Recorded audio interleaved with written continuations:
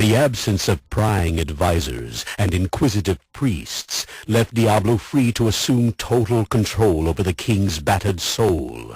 As the Lord of Terror attempted to strengthen his hold upon the maddened king, he found that the lingering spirit of Leoric fought with him still. Although the control over Leoric that Diablo held was formidable, the demon knew that in his weakened state he could never take complete possession of his soul as long as a glimmer of his will remained. The demon lord sought a fresh and innocent host upon which to build his terror. The demon relinquished his control over Leoric, but the king's soul was left corrupted and his mind crazed.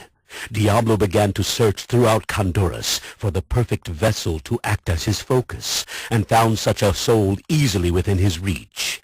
Enjoined by his dark master, Lazarus kidnapped Albrecht, the only son of Leoric, and dragged the terrified youth down into the blackness of the labyrinth. Flooding the boy's defenseless mind with the essence of pure terror, Diablo easily took possession of the young Albrecht.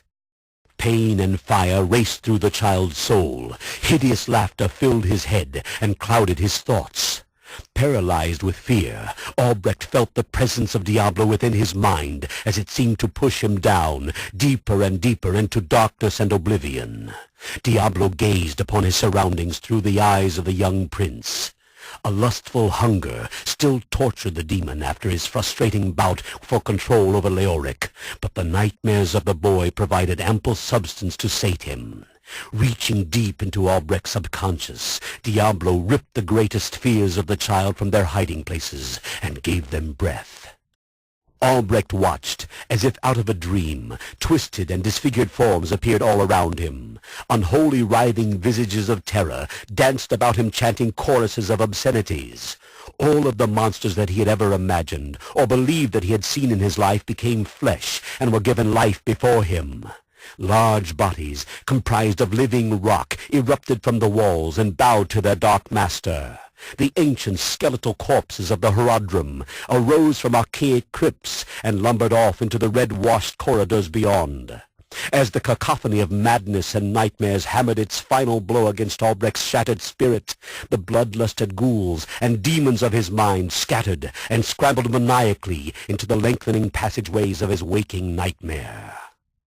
The ancient catacombs of the Horadrim had become a twisted labyrinth of raw, focused terror. Empowered by Diablo's possession of young Albrecht, the creatures of the boy's own imagination had gained corporeal form. So strong was the terror that grew inside of Albrecht that the borders of the mortal realm began to warp and tear.